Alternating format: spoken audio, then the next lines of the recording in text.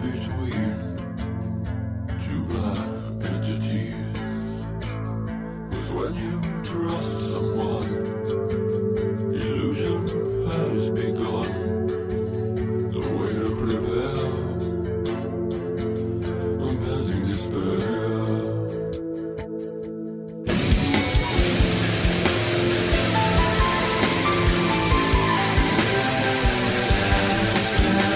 You know, we've kind of talked in and around this a little bit, but I wanted to dig in a little bit to their sound because, you know,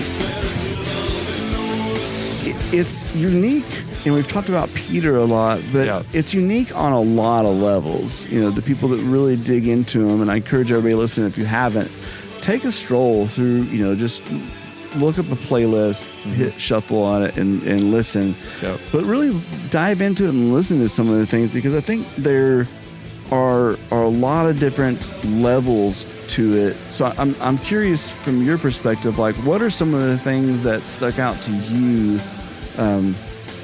as kind of being a little bit atypical or just maybe even typical? What kind of stood out to you about them, their sound, that whole thing? Yeah, I think it was just due to, you know, just, I mean, it's really, there's just like really, there's a lot of passion in that, you know, in their music at the end of the day. It's really like intense and passionate and emotional.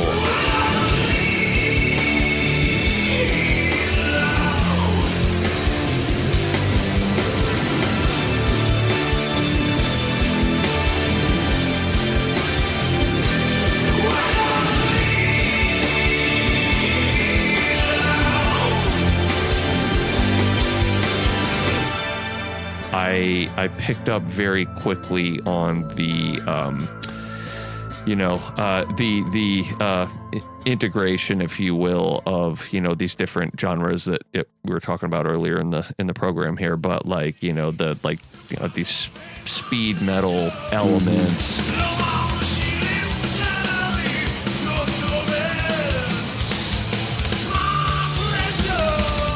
And then the more like kind of, you know, slow it down big time, and it sounds like, you know, it's a big like choir in the church, right? Yes. And it's dark, and they're playing a lot of flat notes. I mean, you know, like it's on purpose. They would bend things around. Yeah.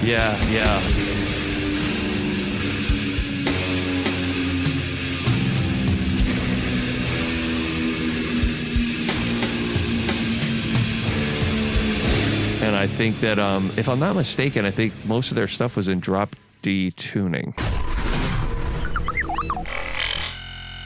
So in the guitar department in Type O Negative's music, we have Kenny Hickey, definitely an overlooked pioneer of these growling, you know, drop tunings. And you got to keep in mind, like the late 80s, early 90s, there weren't really very many bands tuning down like this. So definitely Type O Negative kind of borrowed a page from Tony Iommi's, you know, Black Sabbath legacy as far as those low rumbling tunings. And pretty much right out of the gate, Type O Negative, you know, tuned to B, which is very low. And you have to kind of caress and pick and fret a little bit differently than, say, standard tuning or down a half step, because tuning and intonation is really hard on these rubber band strings. And definitely Kenny Hickey was kind of a pioneer, like I said, you know, harnessing these growling and low, you know, roars from the guitar. Really interesting guitarist and an interesting way to play the guitar. Probably was a lot of it. Because I remember trying to play some of the stuff on my guitar, and I'm like, all right, my low E is not low enough. Yeah, they definitely tuned down, even if they were in standard. They were pretty low, for sure. Yeah, I don't know. Yeah, you're right. Maybe, but it was down for sure. Yeah. So you know, it was that. But what I really picked up on quickly was like just how the songs just could really, I mean, change like you know, on several occasions throughout the duration of the song, right? So you know, you'd have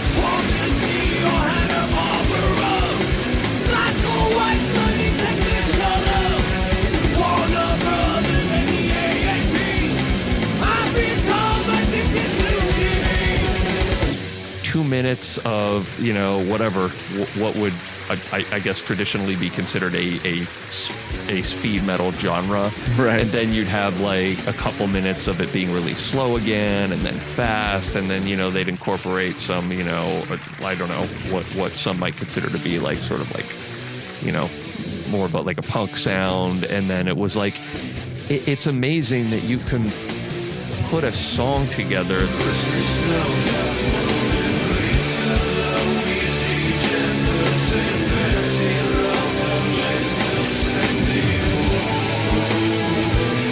could be 10, 12 minutes in duration and have it like flow properly when you're working through really, I mean, a lot of different styles. Yeah.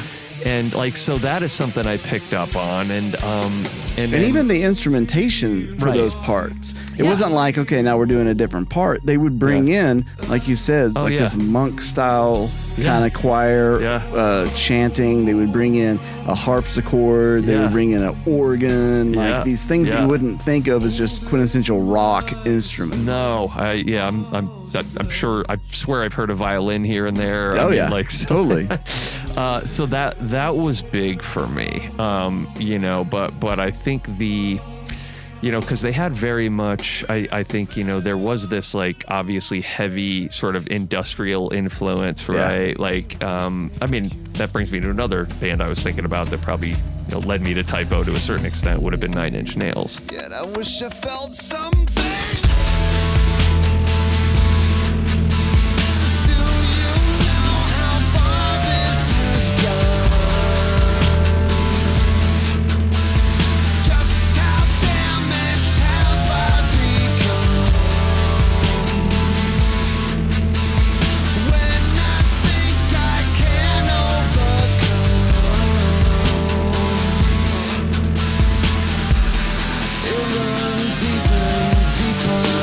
So, again, it went from, I think, kind of that true industrial sound where they're incorporating, a lot of different types of like sound effects and they're playing around, and then, into that more, and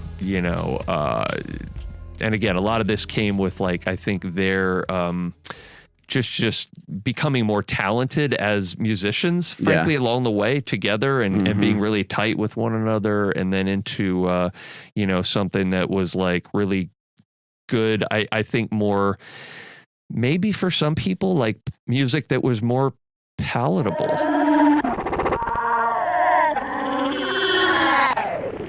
So October Rest, when that record becomes a success and you're planning on writing this record, I feel like I already know the answer is no, but I'm still gonna ask you. Did you feel like pressure at all? Like, oh, this one needs to be more successful? Or do you just totally pressure? We were pressured directly by Chase, the president of Roadrunner. He said, I need more singles. This was Peter's ideas of singles. Did you feel at all like...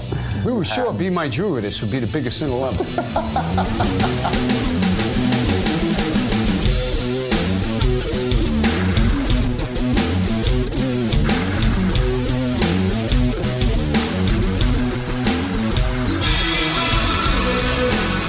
Than their early stuff, because it was a little bit like, easier to kind of embrace, if you will. I mean, I like all of it, but I could see that. And then, the vocals, you and I were just talking about this. I mean, the balance, the vocal styles of Peter and Kenny, like complemented each other perfectly. Like there wasn't so much of a difference in their styles as to where it was a distraction. Like they were different, but they worked like really well together. And I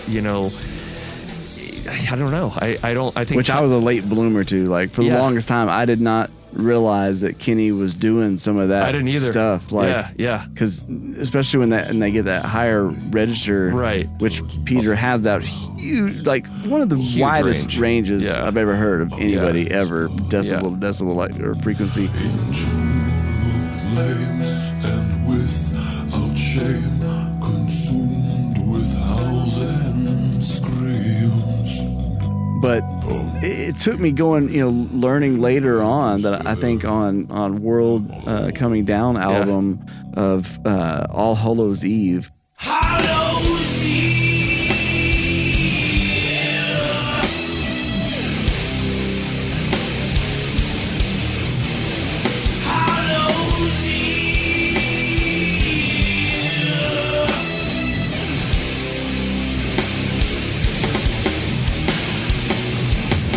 and doing those high parts when it would kick in. And I was like, that sounds a little bit different than Peter.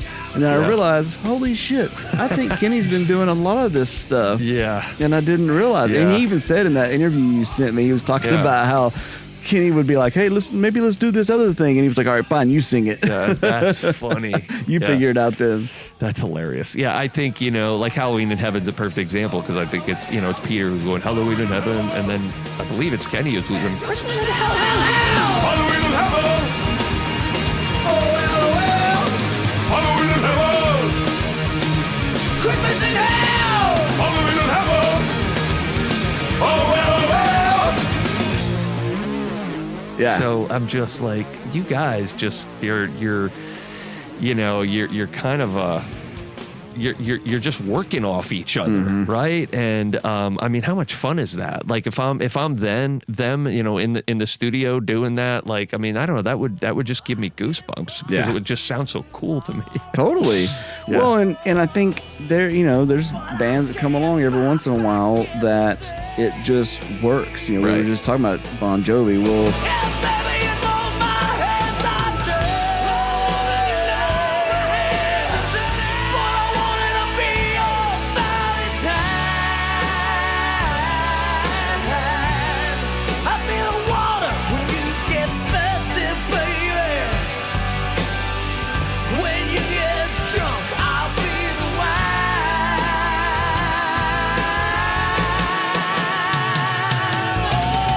for most, I mean, now Richie doesn't play with them anymore, but for most of their career, you didn't think about Bon Jovi without Richie Sambora singing. I mean, they sang so well together, right? Or Kiss with Paul Stanley and Gene Simmons. It's like some bands can just do it and it works, and it gives a different flavor.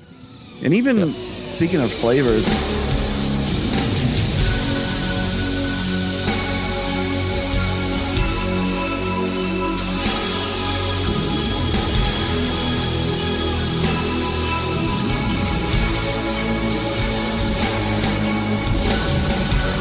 never really got the credit for, I think, is probably Josh Silver.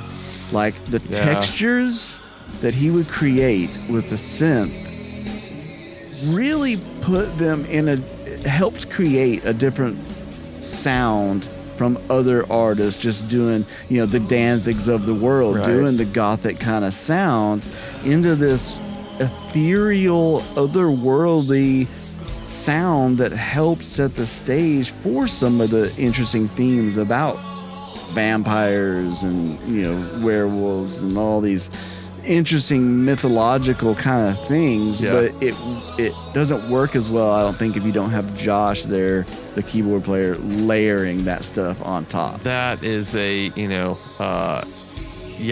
think just a like quintessential element of their sound. I mean, it wouldn't be the same without him. And I mean, in a lot of ways, he might have been the darkest person in the band. Really just like so like how do I put this? Like, you could, because I've like obviously, when you see them on stage, like, they're all into what they're doing, right? And how they're performing. But Josh is like, it's almost like he's in a trance, like, and really into his, like, like it's like his music as he's playing it is just like completely, enveloping him, if you will. And but he's it's like he could have been up there in Phantom of the Opera or something, exactly,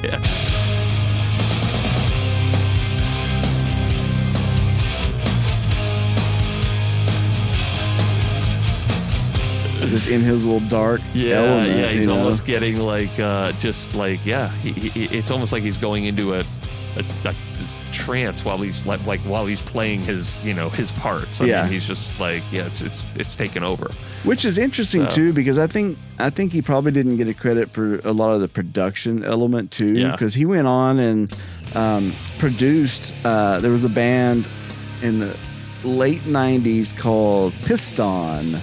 I remember. And he produced their first album, and so it has a lot of these cool typo negative elements of like heavy rock, and then all of a sudden it'll cut out with these cool kind of synth patterns and things, and with with the Leslie cabinet effect on the vocals. Yeah, And yeah. one of my to this day, one of my favorite songs of that time period is a song by them called Gray Flap. Time never was as they are for me. I am happiest in a world full of error. Time breaks my heart, changed my soul again. This time, my friend. We tried to play it in our band once, and it was too hard because the vocalist just had a really interesting range, but he kind of had that Kenny high range to him. But Josh produced that album, and it just leads me to wonder how much he really played a part in that too. Because I know Pete wrote a lot of it, but I wonder how much Josh added from a production standpoint that might not have been there had he not been a part of the band. You know? That's a really good point you bring up. Would not surprise me. I mean, you know, that for him to have like, you know, a level of influence there that maybe he just doesn't get credit for, or if people aren't aware of.